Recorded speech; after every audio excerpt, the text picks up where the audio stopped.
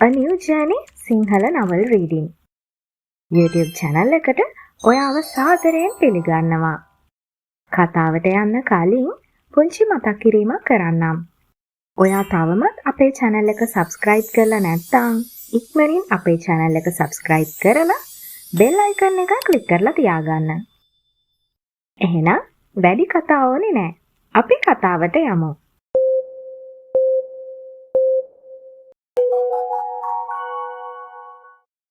සිතාරා ඇයගේ බොක්සින් අත්වැසුම් සහ හිස්වැසුම ගලවා විසි කරමින් හේයක වේගයකින් යන්නේ තරුණියක් අසලටය. තරුණිය අසලට යන ඇය සියල්ලන්ම බලා හිඳින විට තරුණියට කම්බුල් පහරක් ගසන්නේ සවම පුදුම කරමිනි. මිතුරන් හා මිතේෂ් ඇය අසලට යන්නේ ඇසිල්ලෙනි. මොකක්ද මුසේ කරපු වැඩේ? ෆැකල්ටි එක වින් කරවන්න දෙහෙම දෙයක් කරේ? මතක තියාගන්නවා. තමුසේ හක් කරේ මගේ හස්බන්ඩ්ව. ආපහු මගේ හස්බන්ඩ් දිහා ඇහැ කරලා හරි බලලා තිබ්බොත් ආයෙ ඔය ඇස් දෙකෙන් තමුසට මේ ලෝකෙ දකින්න බැරි වෙයි. මං ගැන දන්නේ නැත්තම් දන්න කෙනෙක්ගෙන් ගිහින් අහගන්නවා මේ කුම්ෆ් කවුද කියලා. මාත් එක්ක හැප්පෙන්න එනවනම් මං ගැන දැනගෙන එනවා. දැන් යනවා. කුම්ෆ් රිලැක්ස්. සෝරි අක්කා. සෝරි අයියා. සෝරි. තියාගන්නවා තමුසේගේ සෝරිය. තමුසේගේ වෙලාවට තමුසේගේ ෆැකල්ටි එකෙන් අරයව දැම්මේ. නැත්තම් අද තමුසේගේ අවසානේ. තවත් මොනවද බලාගෙන ඉන්නේ? යනවා. සිතාරා කියන පරක්කුවට යුවතිය දිව අවසානය. මිතේෂ්ගේ දැස් තවමත් ඔහුගේ තාරබැටි ආසලය. ඇය කේන්තිගෙන තිබෙනවා ඔහු මින් පෙර දැක නොතිබුණි. ඒ සුදු මුහුණ රතු වීය. ඇයගේ හුස්ම ඉහළ පහළ යන්නේ හරියට තමාවම සංසුන් කරගන්නට තැත් කරනා ලෙසය. තවමත් ඒ දැස් ඇත්තේ තරුණිය දිවගිය දෙසටය. ඒ දැස් රත් පැහැවී ඇත. අත මිට මෙලවි නහර පවා ඉලිපීය. ඇය සැබවින්ම ඉන්නේ දැඩි ආවේගයකිනි. මිතේෂ් ඇයගේ අතින් අල්ලාගෙන විවේකාගාරයට ඇදගෙන යන්නේ මිතුරන් බලා සිටියේදීය. සිතාරාට අද සවස තරඟයක් නැත. සවස තරඟයේ ඇත්තේ ඊයේ දිනෙහි සිතාරා හා තරඟ වැදුණු ප්‍රතිවාදීන් අතරය. සිතාරාට නැවත තරඟයේ ඇත්තේ හෙට සවසය. මිතේෂ් සිතාරාව ඔවුන් පෙරදින සිටි කාමරය තුළට ගෙනැවිත් දොරගුලෙහි අගුල දැමුවේ ඇය ඔහු වෙත නොරිස්සුමෙන් බලන විටය. ඔයා දැන් මොකද කරන්නේ? ඇය සිටින්නේ තවමත් කේන්තියෙනි. ඇයට සිතන්නටවත් කාලයක් නොදී ඇයව පිටියට හේතු කරගනිමින් මිතේෂ් ඇයගේ දෙතොල් සිපගන්නේ සියුම්වය. විනාඩියක් යන්නට මත්තෙන් ඔහුගේ තාරපැටියාගේ කේන්තිය පහව ගියේ හරි අපූර්වටය. ඇය පූස්පැටිය කුසේ ඔහුගේ පහසට නතුවන්නේ ඇයගේ දෑත් ඔහුගේ බඳ වටා එතෙමිනි. විනාඩි 10ක් 15ක් පමණ ඇයගේ දෙතොල් සිපගන්න ඔහු ඇයගේ කොපුල්ද කන් පෙත්තක්ද සිපගෙන ගෙලට පැමිණෙන්නේ පිස්සෙකු ලෙසය. මෙවර ඔහු ගෙලෙන් නවතින්නේ නැත. ගෙල අතහැර ඔහු ඇයගේ ලැමද ආක්‍රමණය කරන්නේ ඇය තවත් ටිකක් ඉන්ද්‍රිගාන විටය. විනාඩි 20ක් පමණ ඔවුන්ගේ ලෝකවල තනිවන්නේ ආදරයේ පහස විඳිමිනි. ඇයගෙන් මිදෙන ඔහු ඇයව වැළඳගන්නේ තදිනි. ඇය ඔහුට පමණක් අයිති වස්තුවකි. ඔහුට සිතෙන්නේ එලෙසය. අම්මෝ මගේ කොච්චි කරලගේ සැර. මං ඔය දැක්කමයි කේන්ති ගිහින් ඉන්නවා. මං හිතුවා කේන්ති හැටියට මටත් ගහයි කියලා. හිතේෂ් ඇයගෙන් මෑත් වී පවසන්නේ ඇයගේ මුහුණට එබීය. අනේ මොකද අනේ කියන්නේ? මං දැක්කනේ රතු වෙලා තිබුණ හැටි මූණ. මං ඉවසන්න බැරිම තැනයි ඇදගෙන ආවේ. එහෙම රතු වෙලා ඉද්දි මට කන්න හිතෙනවා. කෑවා මදි වගේද? මදිනේ. තව කන්න තිබ්බනම් හොඳයි. මෝඩයා. මට ආව කේන්තියට අරකිට තව දෙකක් කන්න බැරි වුණානේ. කූල් ඩවුන් බබා. ඇයි කේන්ති ගන්නෙ?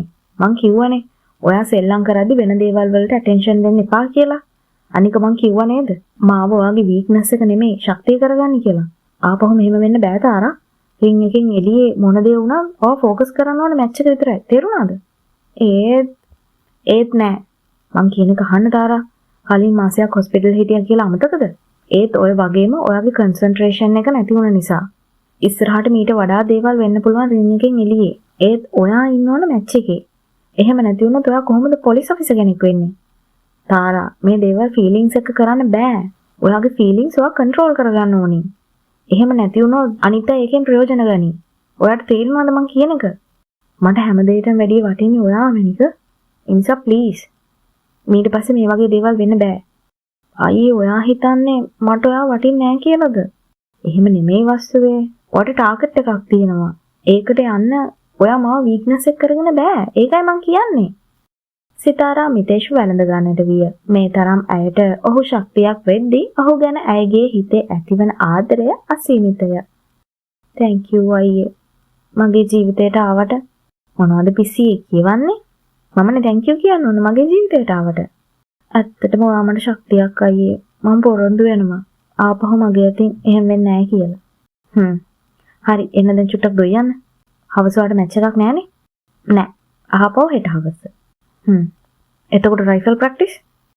මං හවස යන්නද? මගෙන් අහන්නේ මැටියේ යන්නද නෙමෙයි යන්න. මං කිව්වනේ තාරා කිසිම දෙයක් අහපුව මිස් කරගන්න බෑ. ඔයා යන්න ඕනේ. මං එකයි යන්නම්. මං දෙයක් අහන්නද? අහන්න. ඇත්තටම ඔයයි මෙතුලිය අතර මොකක්ද උනේ? සිතාරා විමසද්දී ඔහුගේ දැස් විසල් විය. කිමද ඔහු එය මේ මොහොතේ බලාපොරොත්තු නොවූ ප්‍රශ්නයක්කි. ඇයි වෙනි එකපාරට මෙහෙම දෙයක් ඇහුවේ? නිකා කියන්නකෝ ඉතින්. මොකද උනේ? ඉඳ ගන්නකෝ. ඔහු අයත් රැගෙන සයනේ හිඳ ගන්නට විය. පසුව ඔහු කතාව ආරම්භ කළේ ඇයව ඔහු තුරුලේ තබාගෙනමය. මම මෙතුළි වඳුරගත්ත කැම්පස් යන කාලේ. මම ඒ කාලේ ඉඳලම හුදකලාවට කැමති කෙනෙක්. වැඩි සද්ද බද්ද වලට කැමති නෑ. මෙතුළි මමයි හොඳ යාළුවෝ. මොකද එයාත් මම වගේම සද්ද බද්ද වලට කැමති නැති පාඩුවේ හිටපු අහිංසක ගෑනු ළමයි. අපි ෆයිනල් ඉයර් එකට වෙනකන් යාළුවෝ වගේ හිටියා. මට මෙතුළි ගැන කැමැත්තක් ඇති වුණේ එයා මං වගේ නිසා. ඉතින් කැම්පස් එකෙන් අවුට් වෙනවත් එක්කම මං එයාට කිව්වා මගේ හිතේ තියෙන දේ. ඊට පස්සේ ඉතින් අපි අවුරුදු දෙකක්ම ආදරය කරා. මම මෙතුව මැරි කරන්න හිටියේ. ඒත් ගෙදරින් එකට කැමති වුණේ නැහැ. තාත්තා තදින්ම විරුද්ධ වුණා. අම්මත් එහෙමයි. එයාලා මෙතුව ගැන සෑහෙන දේවල් කිව්වා. ඒත් මං ඒ කිසි දෙයක් ඇහුවේ නැහැ. ආදරේ නිසානේ. මට ඕනුනේ නෑ යව සැක කරන්න. මගේ අකමැත්තෙන් තමයි එදා ඔයාලා ගෙදර ආවේ. මං ඔයාලා මැරි කරේ නැත්තම් මෙතුවට කරදරයක් වුණත් වෙන්න පුළුවන් කිව්වා. ඉතින් ඒ බයට තමයි මං ඔයාලා මැරි කරේ. ඔයා හිතනවද තේෂ් ඔයාගේ තාත්තා ඒ වගේ කෙනෙක් කියලා? නෑ මනික. එදා මං එයාට බය වෙලා එහෙම කරාට ඇත්තටම එයා මාව එහෙම බය කරේ මගේ ජීවිතේ නාස්ති නොවි බේරගන්න. නැතු ඇත්තටම එයාට එහෙම කරන්න බෑ. ඒත් ඒ දවස්වල ආදරය නිසා මං අන්ධ වෙලා හිටියේ. මිතු වෙනුවෙන් ඕනම දෙයක් කරන්න පුළුවන් තැනක හිටියේ. සෝරි තාරා. ඔයාට උනත් වද දුන්නේ ඒකයි. ඔයා හිතුවා මං ඔය දෙන්න අතරට ආවා කියලා. නේ? ඔව්. ඇත්තටම ඔයා නිසා මිතුන් වගේ ඈත් වුණා කියලා හිතුවා. ඒ තරහ පිට උනේ ඔයාගෙන්. සෝරි මනක. මං රිද්දුවා ඔයාව ගොඩක්. හරි දැන් ඒක ඉවරයිනේ. ඊට පස්සේ මොකද උනේ? මං ඇත්තටම ඔයාට රිද්දුවේ හිතකින් නෙමෙයි තාරා. ඔයාට රිද්දන හැම වෙලාවෙම ඔයාට වඩා රිදුනේ මට. ඔයාලා උදේශයට ලං වෙන හැම තැනදීමත් රිදුනේ මට. මම දවස් ගාණක්ම දැක්කා ඔයා කැම්පස් එක ළඟ ලුදීෂ් එක්ක ඉන්නවා. අතින් අල්ලන් ඉන්නවා. ඒවට මට රිදුනා. ඒත් මං ඒ ඇයි කියලා දැනන් හිටියේ නෑ. මෙතියත් කිව්වා මේ කසාදේ ලියවිල්ලක් විතර නම් මං ආදරේ මෙතුට නම් ඔයා වෙන කෙනෙක් එක්ක ඉන්න එක ඇයි මම ප්‍රශ්නයක් කරගන්නේ කියලා. මට එහෙම පුළුවන් නම් ඔයාටත් වෙන කෙනෙක්ට ලං වෙන්න පුළුවන් කියලා ඌ කිව්වට මට දැනුනේම මගේ දෙයක් වෙන කෙනෙක් ගන්න යනවා වගේ. මට තේරුන්නේ නෑ ඒ හැඟීම. මගේ හිත හැම වෙලාවෙම ඔයා පස්සේ යද්දී මට හිතුනේම ඔයා මෙතුගේ තැන ගන්න එනවා කියලා. ඒත් ඔයාව ඩිවෝස් කරලා මෙතුලිය මැරි කරනවා කියලා ඔයාට එදා කිව්වට මම දන්නේ මට ඒක කරන්න බැරි වුණා. ඔයාව ඈත් කරන්න බැරි වුණා. මං කියවනේ මං හුදකලාවට ආස වුණ කෙනෙක් කියලා. ඒත් ඔයා මගේ ජීවිතයට ආවම ඒක සම්පූර්ණයෙන් වෙනස් වුණා. ඔයා මන් ළඟ ඉන්න හැම වෙලාවෙම වටේ හරින සද්දයි. මට ඒ හැඟීම හරි නුහුරුයි. මොකද මං එහෙම සද්ද එක්ක හැදෙන කෙනෙක් නෙමෙයි. අනික මං කටකාර, දඟකාර කෙල්ලෝ ආශ්‍රය කරලා තිබ්බේ නැහැ. ඉතින් ඔයාගේ හැමදේම මට ගිනාය වෙනස් හැඟීමක්. මං ඒකට ආස නැහැ කියලා පෙන්නුවට මං ඇත්තට මේ දේවල් වලට ආසයි ආදරේ කියලා තේරුනේ ඔයා මගෙන් ඈතට ගියාම. ඔයාට මතකද? ඔයා රත්නපුරේ ගියා. ඔයා ගිය වෙලාවෙ ඉඳලා මං හිටියේ පිස්සෙක් වගේ. මම ආපහු මගේ හුදකලා ජීවිතයට ගියා.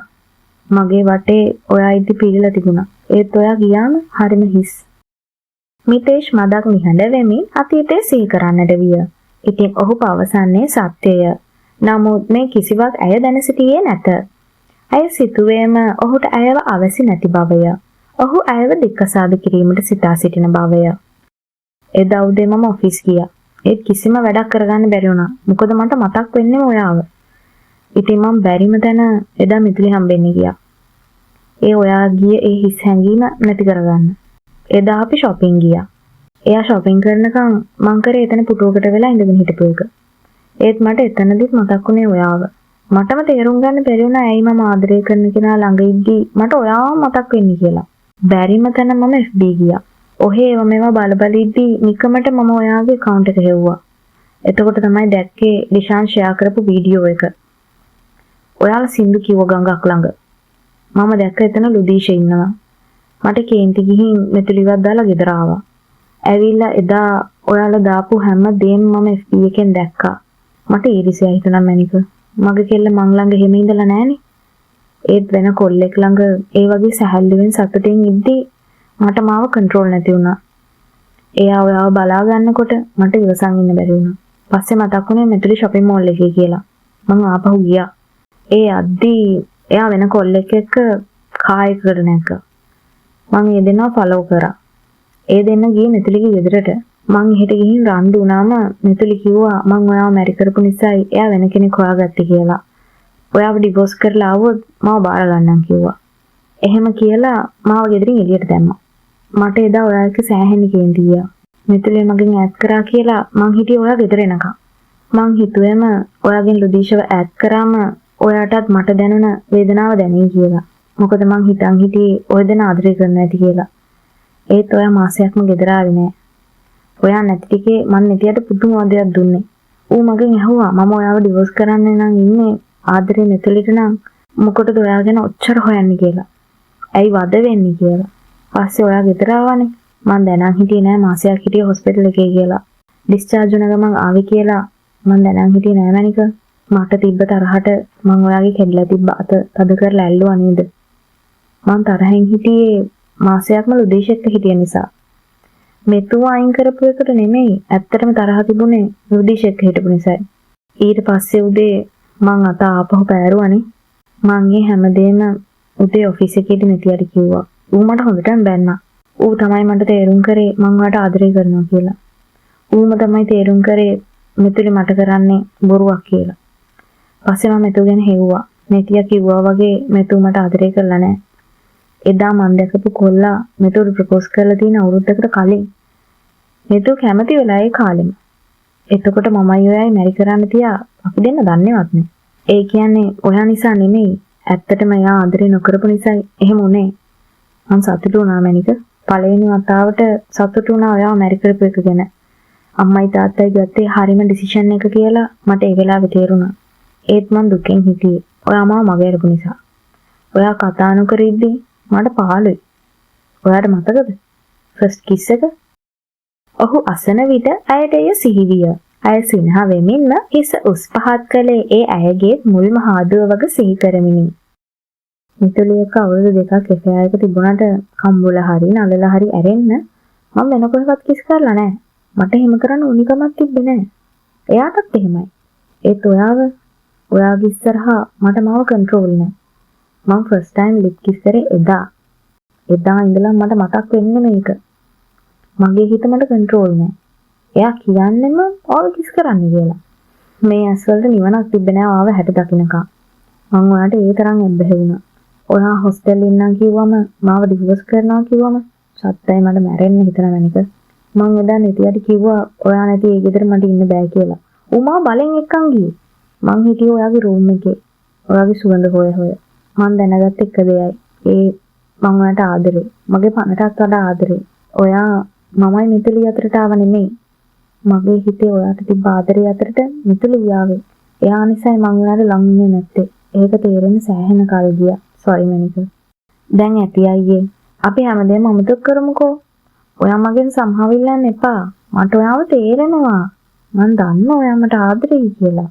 ඒකට ඔහොම හේතු කියන්න ඕනේ නෑ. අනිත් එක. දැන්වත් ඔය මෝඩ මොලේ ඇතුලේ තියෙන මෝඩ අදහස අයින් කරගන්න. හරිද? ඔහු ඇය දෙස බලා ඇසුවේ ඒ කොමක්ද කියාය. ඔහුට වැටහීමක් නැත ඇය පවසන දේ ගැන. සිතාරා ඔහු වෙත හැරුණේ ඇය කී දේ ඔහුට හරි හැටි පැහැදිලි කරන්නටය. ඇයි මෝඩයෝ? මමයි ලූඩෝයි ගැන ඔය මැටි මොලේ ඇස්සේ තියෙන දේ? ලූඩෝ කියන්නේ මට සහෝදරයෙක් විතරයි. මං ඔයාට එදත් කිව්වනේ. එතනින් එහාට දෙයක් නෑ. තිම්පෙත් නෑ. ඉස්සරහටත් නෑ. ලූඩුටත් එහෙමයි. එයාගේ හිතේ මං ගැන හින්දයක් නෑ.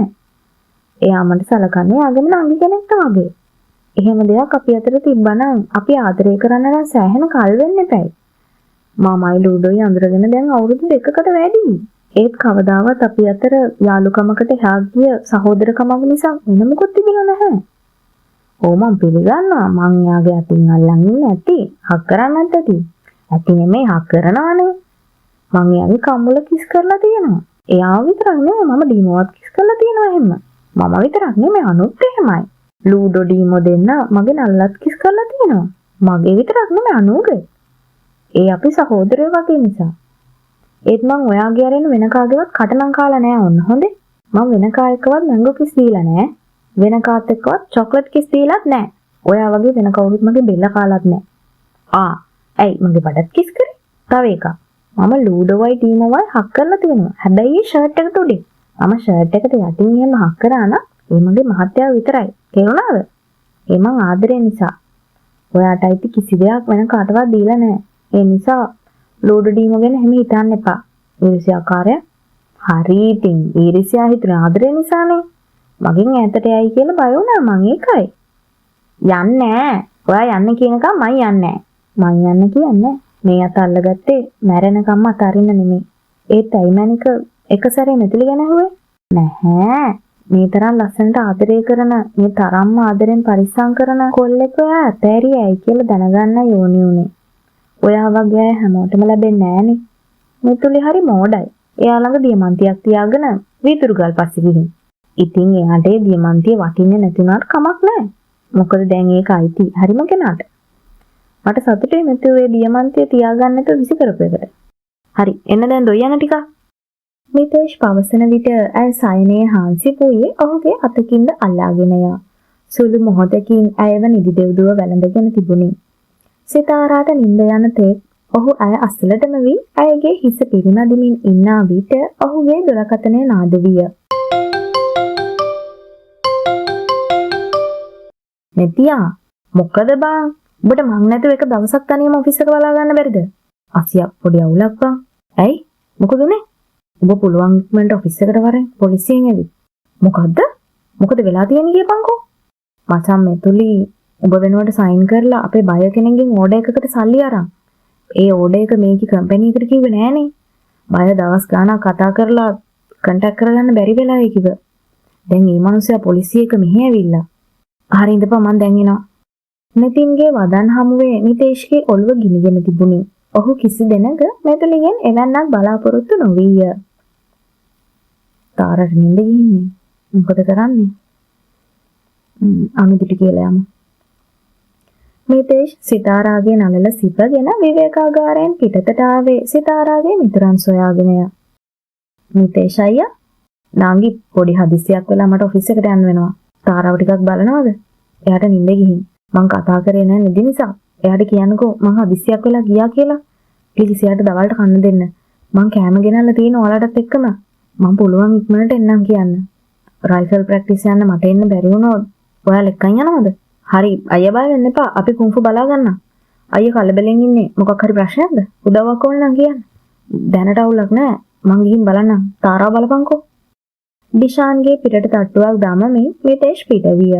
ඔහු හැකි උපරිම වේගයෙන් මෝටර රථය සිය ආයතනය වෙත ධාවනය කළේය.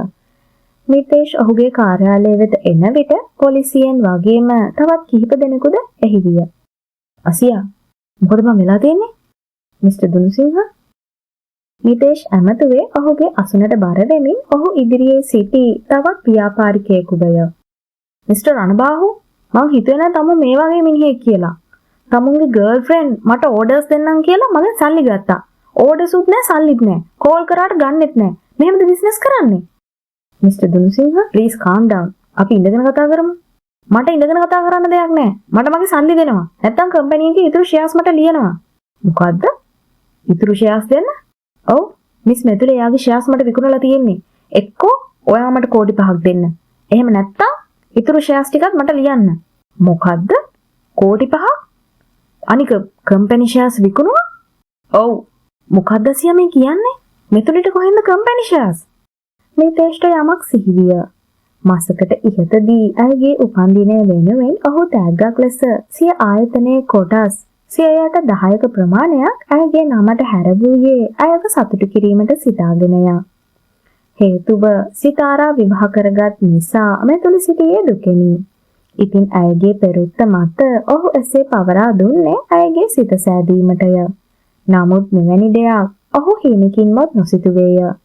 මචං මම ඔබ මෙතුළිට ෂෙයාර්ස් දුන්නද? Oh shit. Excuse me, Mitesh පුතා. නිතින් කෑගසන විට මිතේෂ්ගේ කාර්යාල කුටියට ඇතුල් වූයේ ඔහුගේ නීතිඥාය. සියල්ලන්ගේම අවධානය ඔහු වෙත යොමු වූ අතර මිතේෂ් සිය අසුනේ නැගිට්ටේ ඔහුට කුටිය වෙත එන ලෙස දන්වමිනි. එන්න අංකල්. මිස්ටර් දුනුසිංහ.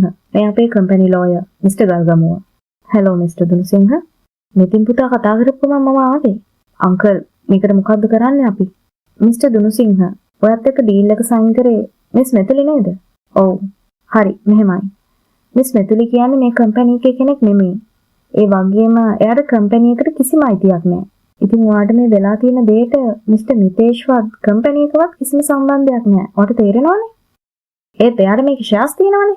දැන් ඒවා තියෙන්නේ මගේ නමට. හරි අපි බලමු ඩොකියුමන්ට්ස් ටික. මේ තියෙන්නේ.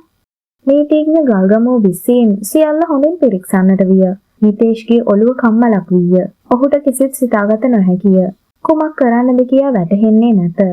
නිතින්ද සිටින්නේ කුමක් වේදයි සිතා ගන්නට නොහැකිවය.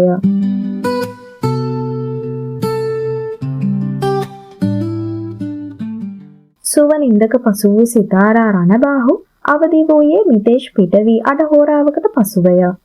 ඇය අවදි වූ සැනින් සෙව්වේ මිතේෂ්වය. තේෂ් ඇය ඔහුව ඇමතුවද ඔහුගේ සේයාවක් නොවුනි. ඔහු කොහෙවත් නැත. ඇය පිටතට එන්නේ කලබලෙනි. කුම්ෆු දීමෝ තේෂ් ආයා හදිස්සියක් වෙලා ඔෆිස් එකට ගියා. ඔෆිස් එකට? ඔව් ඉක්මනට එන්න කියලා ගියේ. උඹ නිදි නිසා ඇහැරවල නෑ. උඹට බඩගිනිද? එයාට කරදරයක් දානෝ? නෑ බං මොකක් හරි වැඩක් මං හිතන්නේ. මිතුරන්ගෙන් හරි හැටි යමක් දැනගැනීමට නොහැකි තැන ඇය ඔහු අමතන්නට විය. නමුත් ඔහු දුරකථනයට සම්බන්ධ නොවුනේය. අනේ ෆෝන් එක ගන්නෙ නෑනේ. කරදරයක්ද දන්නේ. මට යන්න ඕනි යනෝ. සිතු කලබල නැතුව හිටපන්කෝ. මිතේෂය කියලා ගියේ. එයාට එන්න බැරි වුණොත් උඹට රයිෆල් ප්‍රැක්ටිස් යන්න කියලා. එයා උඹට කන්න කෑමක් තියලා ගියේ. අපි කාලා ප්‍රැක්ටිස් යමු. බෑ මට කන්නත් බෑ. මට කොහෙවත් යන්නත් බෑ. මට තේෂී ඔෆිස් එකට යන්න ඕනි. හරි යමන්. මං එකයි යන්නම්. ඒ ලුදීෂය ඔහු සිතාරාගේ අතකින් අල්ලා ගත්තේ ඩිෂාන් මෙන්න අනුදිද ඔහු දෙස බලන විටය. මචං මිතේෂය කිව්වනේ කලබල වෙන්න එපා කියලා. මෙයා වෙතනට එක්කන් යන එක හරිද? අවුලක් නැහැ ගිහින් බලමු. පේනවනේ මේක ඉන්න විදිය. අපි එක්කන් නොගියා මේක තනියම හරියයි. ඉතින් ඔහු පවසන්නේ සත්‍යය. සිතාරා යනු එවැනි කෙනෙකි. දෙයක් අවැසි වුවොත් ඇයට ඒ අවැසිමය. එසේම මිතේෂ් සම්බන්ධ දේවලදී ඇයට ඉවසීම ඇත්තේම නැත. සිය මිතුරන් මිතේෂ්ගේ ආයතනය වෙත එන්නට වූයේ ලුදීෂගේ මෝටර් රථයේය. මේ අහන්න මිස්ටර් දුනුසිංහ. මේකේ කම්පැනි ඕනර්ගේ සයින් එක නැහැ. ඉතින් ඕනර්ගේ සයින් එකක් නැතුව ෂෙයාර්ස් විකුණන්න බෑ. ඒ කියන්නේ මෙතුලිට මේ කම්පැනි එකේ ෂෙයාර්ස් නැහැ. එතකොට එයා ඔයාට කිසිම දෙයක් විකුණලත් නැහැ. මේක ෆ්‍රොඩ් එකක්. නීතිඥ ගල්ගමුව පවසන විට මිතේෂ් නිතින් මෙන්ම දුනුසිංහද ඔහු දෙස බැලුවේ පුදුමයෙනි. ඔහු කුමක්ද මේ පවසන්නේ? සයින් එකක් නැත්තේ මොකද? මේ මිතේෂ්ගේ සයින් එක තියෙන්නේ. ඔව් අංකල් මං සයින් කරා. මමමයි මෙතුලිට ඒක දුන්නේ. Sorry mister Dunusinghe. සමහර විට ඔයා දන්නේ නැතුව ඇති කම්පැනි ඕනර් මිතේෂ් නෙමෙයි කියලා. කසාදයක වෙස්ගත් මාරයා 13 වෙනි කොටස අදින අවසන්. ඊළඟ කොටසින් හමු වෙනතුරු හැමෝටම සුබ දවසක්.